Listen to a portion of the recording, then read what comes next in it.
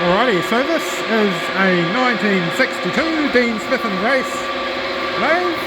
It's a 13 by 4.2. Now this machine has been run for the last 50 years by Keith here, and so he's going to run it and show us it all going. I've never seen one in such good condition. Cool show it doing a little job. These are the Rolls Royce of lathes.